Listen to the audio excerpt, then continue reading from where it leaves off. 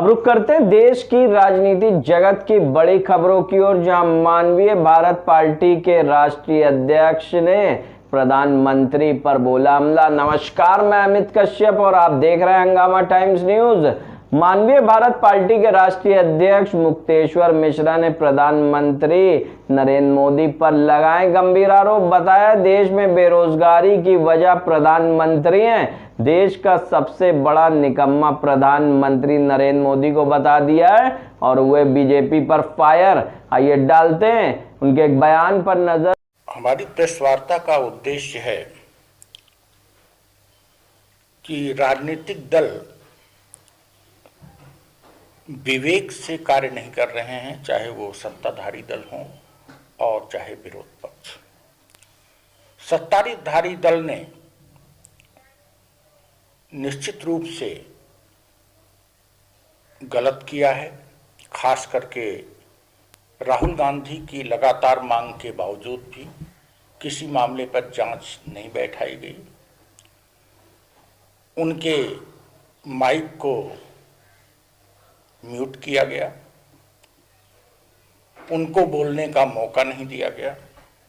Oxford university में जो उन्होंने कहा था, बेवजह उस पर आपत्ति जताई गई। उन्होंने ऐसा कुछ नहीं कहा था कि देश का अपमान हो। और पहली बार ऐसा हो रहा है कि संसद को विपक्ष नहीं, सत्ताधारी दल के लोग बाधित कर रहे हैं। राहुल गांधी ने बैकवर्ड का दूर दूर तक अपमान नहीं किया। हम कांग्रेस के विरोध में हैं, फिर भी वो बैकवर्ड के विरोधी नहीं हैं। उन्होंने मोदी नाम का प्रयोग किया और व्यंग किया, और यह व्यंग सभी राजनेता कहते हैं।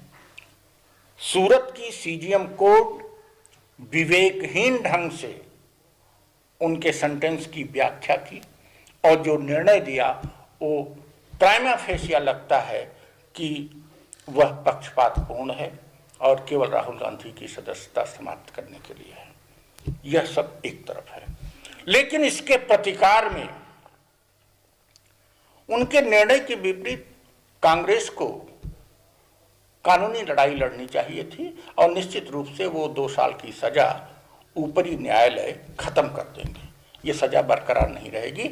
हम डंके की चोट पर कहते हैं कि सेशन कोर्ट या हाई कोर्ट या सुप्रीम कोर्ट अभी इतनी निकम्मी नहीं हुई है कि इस सजा को बहाल रखे, वो निर्दोष हो जाएंगे।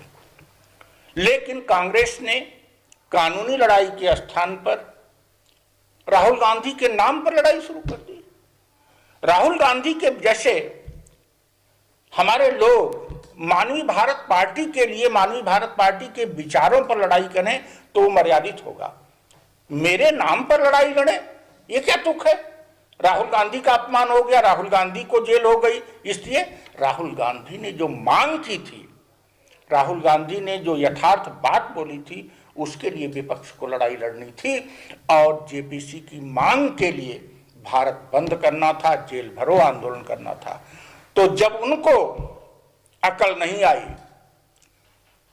तो हमारी पार्टी की कार्यकारिणी ने निर्णय लिया कि सही बात हम बोल रहे हैं। तो हमारे मत के पक्ष में कार्यकारिणी ने निर्णय लेते हुए जिस दिन ये लोग राहुल गांधी के लिए लड़ रहे थे, उस दिन हम जेपीसी के गठन के लिए सत्याग्रह किए। उन्होंने सत्याग्रह 5 बजे तक ऐलान किया, 3:30 बजे खत्म कर दिया। सत्याग्रह का मतलब ही नहीं समझते।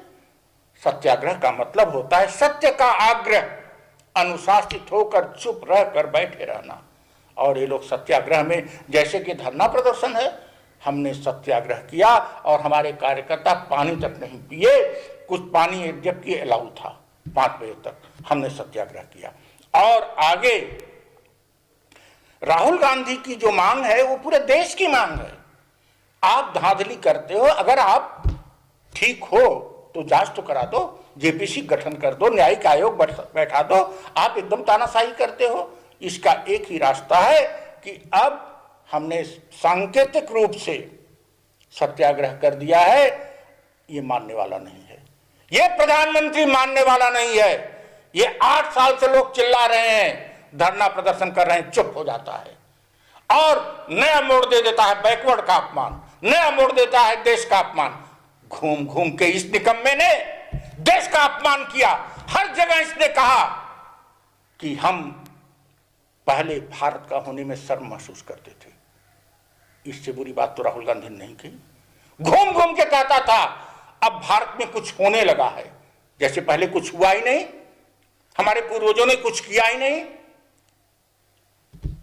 ऐसी स्थिति में और जब इनके ऊपर कोई आरोप लगाइए, चाहे राफेल का हो, चाहे भागने वालों का हो, और चाहे अब इस मामले पर हो।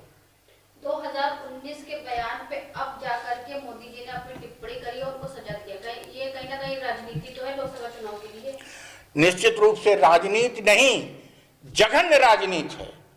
राजनीति की ऐसी निकृष्टता देखी नहीं जा सकती कि ऐसे बयान पर, राजनीतिक बयान पर आप संसद की सदस्यता समाप्त कर दें। ऐसे राजनीतिक बयान वाले को आप उस श्रेणी में रख दें जो गाली गलौज करता है, जो अपराध करता है। इस प्रकार से अगर मर्यादाएं रहेंगी तो विपक्ष के सभी लोग चले जाएंगे, विपक्ष के सभी बंद कर दो और आज निष्पक्ष होकर केस चला जाए तो बीजेपी का शायद ही कोई सांसद बचेगा जिसको जेल न जाना पड़े। जो सजा राहुल गांधी के लिए, तो वही तो हमारे देश के प्रधानमंत्री के लिए उन्होंने इंदिरा जी के लिए, नेहरू जी के लिए, साथ में सोनिया गांधी, राहुल गांधी और प्रियंका गांधी को भी वो नहीं छोड़ते अभद्र टिप्पणी के लिए। इस पे क्या कहना चाहेंगे? हम इस पर यह कहना चाहते हैं, प्रधानमंत्री ने राहुल को कहा या राष्ट्रीय आंदोलन के नेताओं को कहा या नेहरू को कहा, यह तो अगर उनके खिलाफ प्रधानमंत्री होने के नाते हमारे देश की जनता और कांग्रेस स्वयं और हम स्वयं नहीं जा रहे हैं, उनका सम्मान कर रहे हैं, उनको समझना चाहिए। लेकिन अगर इस केस में सुप्रीम कोर्ट और हाई कोर्ट ने निर्णय नहीं लिया तो यही होगा, बहुत जल्दी अमित शाह और नरेंद्र मोदी जेल की शिक्षों में नजर आएंगे। क्यों? क्योंकि इन लोगों ने बहुत ही घटिया विषैले बयान दिए हैं और उन विषैले बयानों के कारण संघ के लोग, बीजेपी के 90% लोग जेल की शिक्षों के अंदर होंगे। लेकिन एक बार मैं फिर दोहराऊंगा, राजनेता के बयान को अपराधी के कृत्य से अलग किया जाना चाहिए। राजनेता का बयान जिस सीमा तक उन्होंने अपमान किया है उस सीमा तक उनको वार्निंग दी जानी चाहिए, कोड ऑफ कंडक्ट बनना चाहिए। लेकिन राजनेता का बयान और अपराधी का बयान, अपराधी के कृत्य अलग होने चाहिए। तो आपकी पार्टी के लिए क्या तैयारी रहेगी आपकी? हमारी पार्टी राजनीतिक सुधार करके देश को सुशासन की दिशा में ले जाना चाहती है और हम राजनीतिक सुधार तभी कर पाएंगे जब जो कुशासन लोग किए हैं इनको अपने साथ नहीं जोड़ेंगे।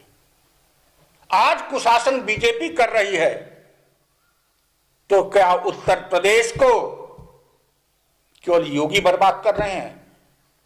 उत्तर प्रदेश की शिक्षा व्यवस्था को मुलायम सिंह, अखिलेश यादव बर्बाद कर चुके हैं, मायावती बर्बाद कर चुकी हैं। उत्तर प्रदेश की स्वास्थ्य व्यवस्था को सबने बर्बाद किया है। उत्तर प्रदेश में गुंडों का बोलबाला हर पार्टी में है। तो हम किसी पार्टी से कैसे साठगांठ कर सकते हैं?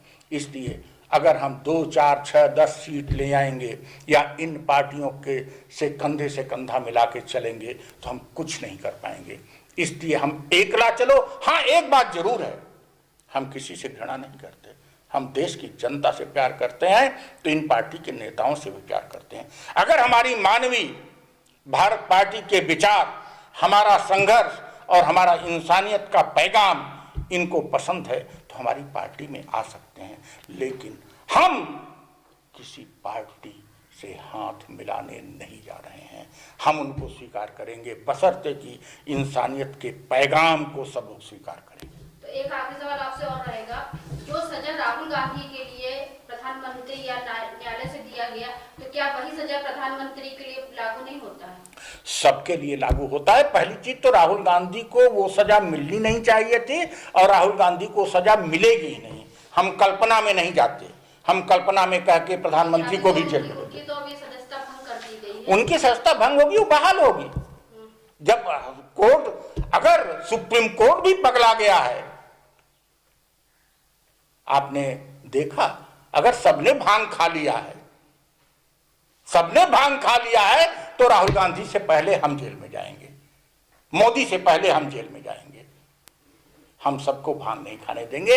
हम इंसानियत का पैगाम, हम मोदी से भी घृणा नहीं करते, लेकिन मोदी के कामों से घृणा करते हैं, उनकी नीतियों से घृणा करते हैं, उनकी सोच से घृणा करते हैं। लेकिन किसी व्यक्ति से घृणा के लिए मेरे दिल में, मेरे पार्टी में, मेरे पार्टी के लोगों में कोई स्थान नहीं है। हंगामा टाइम्स की तमाम खबरों को देखने के लिए हंगामा टाइम्स को सब्सक्राइब कर लीजिए और बेल आइकन दबा लीजिए। अगर आपको ये वीडियो अच्छा लगा हो तो लाइक बटन प्रेस कर अपनी प्रतिक्रिया हमारे कमेंट बॉक्स में देना।